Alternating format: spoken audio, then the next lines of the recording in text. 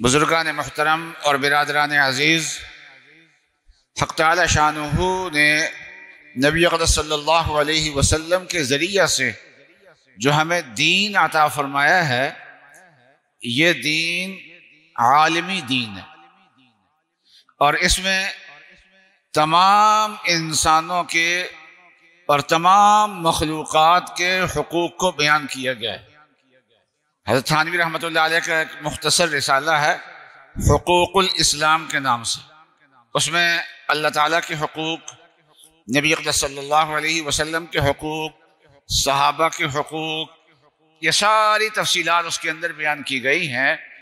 ان حقوق میں سے ایک حق ہے وہ غیر مسلم جو مسلمانوں کے ملک میں قیام پذیر ہے، رہائش ہے، تو یہ غیر مسلم جو ہیں تو ہمارے فقہی اصطلاح میں اور احادیث میں ان کو معاہد کا لفظ بولا گیا ہے، یعنی ہمارا جن سے معاہدہ ہے۔ تو ان غیر مسلموں کو جو ہمارے ملک میں رہتے ہیں ان کو معاہد بھی کہہ دیا جاتا ہے اور ان کو ذمی بھی کہہ دیا جاتا ہے۔ ذمی کا لفظ آپ نے سنا، عربی زبان کے بہت سارے الفاظ ایسے ہیں کہ ان سے ملتے جلتے الفاظ اردو میں بھی مل جاتے ہیں، تو ذمہ داری ہمارے ہاں لفظ بولا جاتا ہے۔ تو ذمی کا معنی کیا ہے؟ جن کے بارے میں اللہ کی ذمہ داری ہے اور اللہ کے رسول کی ذمہ داری ہے۔ اس لیے مسلمان ملک میں غیر مسلموں کے جب حقوق ادا کیے جاتے ہیں تو وہ حقوق اصل میں اللہ کی ذمہ داری ہے، اور اللہ کی نیابت میں ہم اس ذمہ داری کو پورا کر رہے ہوتے ہیں، اور رسول اللہ صلی اللہ علیہ وسلم کی ذمہ داری ہے اس کے حضرت صلی اللہ علیہ وسلم کی نیابت میں مسلمان اس ذمہ داری کو پورا کر رہے ہوتے ہیں۔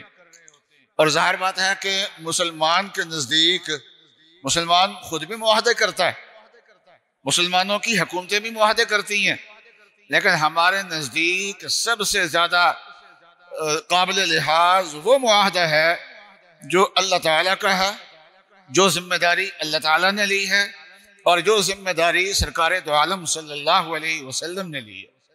کوئی ملک اپنی اقلیتوں کے حقوق کا اتنا خیال نہیں کر سکتا جتنا خیال مسلمانوں کے ہاں ہوگا، کیونکہ باقی ممالک وہ اقلیتوں کے حقوق اس وجہ سے ادا کریں گے کہ ان کے آئین کا تقاضا ہے، ان کے قانون کا تقاضا ہے، اور مسلمان اس وجہ سے غیر مسلموں کے حقوق ادا کرتا ہے کہ یہ اللہ کا عہد ہے اور اللہ تبارک و تعالیٰ کے رسول کا عہد ہے۔ ہندوستان پہ 1000 سال کے قریب مسلمانوں نے حکومت کی ہے، جہاں مسلمان تعداد میں کم تھے اور غیر مسلم زیادہ تھے، تو 1000 سال مسلمانوں نے یہاں پر حکومت کی ہے، اور ایک نمونہ پیش کیا ہے کہ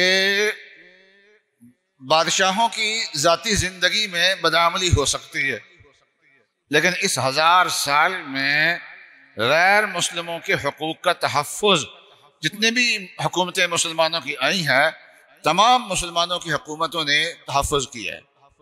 عالمی حکومتیں بنانے کی بہت ساری اقوام نے کوششیں کی ہیں۔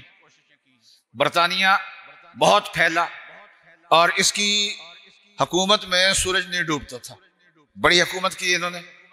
پھر روس کا پھیلاؤ بھی بہت ہوا، وہ عالمی نہیں تھا، اور امریکہ بھی دنیا کا تھانے دار بننے کی اس نے کوشش کی ہے، لیکن ان میں سے کسی کو دنیا نے قبول نہیں کیا۔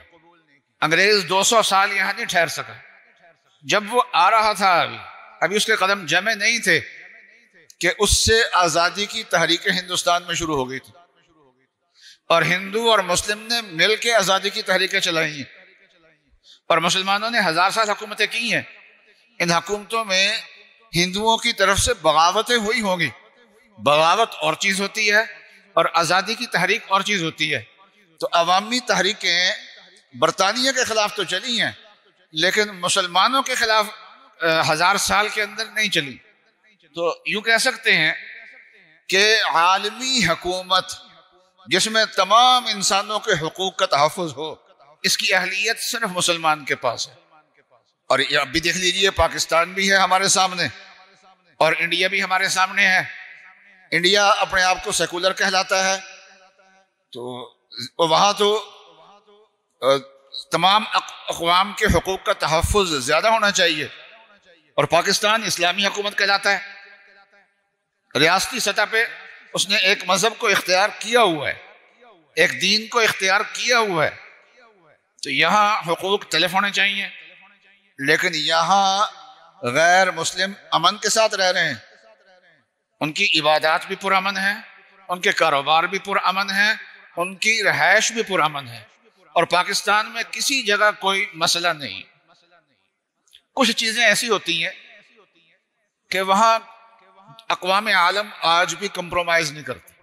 ان کے ہاں ایک مسئلہ ہے نکاح اور طلاق، یہ خاندانی مسائل ہیں، ان میں ضرورت پڑتی ہے فیصلوں کی، عدالتی فیصلوں کی.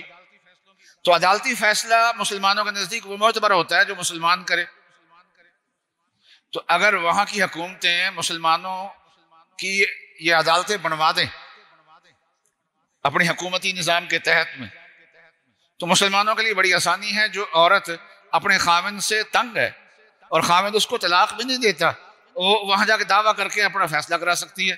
تو مسلمانوں کا ایک حق ہے، لیکن وہ نہیں کرتے. لیکن مسلمان ان کے نزدیک تو توحید بنیادی چیز ہے جس پہ کوئی سمجھوتا نہیں. نبی اکرم صلی اللہ علیہ وسلم نے کوئی اس پہ مصالحت نہیں کی، لیکن وہ اپنے عبادت خانوں میں شرک کرتے ہیں، ہم ان کو وہاں بھی جا کے نہیں روکتے، ان کے عبادت خانے بھی ہم محفوظ ہیں. گویا کہ اقوام عالم بہت سارے ممالک جو ہیں وہ بہت ساری چیزیں ایسی ہیں جو مسلمانوں کے لیے وہ چھوڑنے کے لیے تیار نہیں، لیکن مسلمانوں نے یہاں پر بھی اپنے بنیادی عقیدے میں غیر مسلموں کو رعایت دی ہوئی ہے. ان کے عبادت خانے چل رہے ہیں، ان کے روکتے نہیں ہیں، لیکن ہم خود جا کے ان کے عبادت خانے بنائیں تو یہ ٹھیک نہیں ہے. اور ہماری سیاسی جماعتیں اور ہماری حکومتیں جو کرنے کے کام ہے وہ نہیں کر رہی. تھر کا علاقہ ہے، وہاں ہندوؤں کی اکثریت ہے سندھ میں، اور ان کے صحت کے مسائل ہیں، ان کے خوراک کے مسائل ہیں، ان کے روزگار کے مسائل ہیں، ان کے تعلیم کے مسائل ہیں. وہ حل کرو، وہ بنیادی ضرورت ہے ان کی. اب بلاول ہے، وہ سندھ سے تعلق رکھتا ہے، انہوں نے اتنا عرصہ لمبی حکومت پیپلز پارٹی کی ہو گئی ہے، لیکن ہندوؤں کے یہ مسائل حل نہیں کیے. ہاں البتہ ان کے مندروں میں پہنچ جاتے ہیں پوجا کرنے کے لیے، تو جعلی اقدامات کرتے ہیں جن کی ضرورت نہیں ہے. وہ ہندو برادری اتنی کمزور نہیں ہے کہ وہ اپنا مندر نہ بنا سکے، وہ بنا سکتے ہیں، وہ خود بنائے. ہم اپنی توحید کے خلاف کام کیوں کریں؟ مسلمانوں کے سرمایہ سے مسلمانوں کے بنیادی عقیدے کے خلاف کام کیوں ہو جو کرنے کا کام ہے؟ ہم آج صوبائی حکومتوں سے بھی کہتے ہیں، مرکزی حکومتوں سے بھی کہتے ہیں کہ غیر مسلموں کے، خصوصاً ہندو برادری کے جو حقیقی مسائل ہیں، ان کا تعلیم کا مسئلہ ہے، ان کی صحت کا مسئلہ ہے، ان کے روزگار کا مسئلہ ہے، ان مسائل کو حل کیا جائے اور ہم ان کے آگے ہوں گے انشاءاللہ. تو اللہ تعالی ہمارے حکمرانوں کو صحیح سمجھ عطا فرمائے. وآخر دعوانا ان الحمدللہ رب العالمین.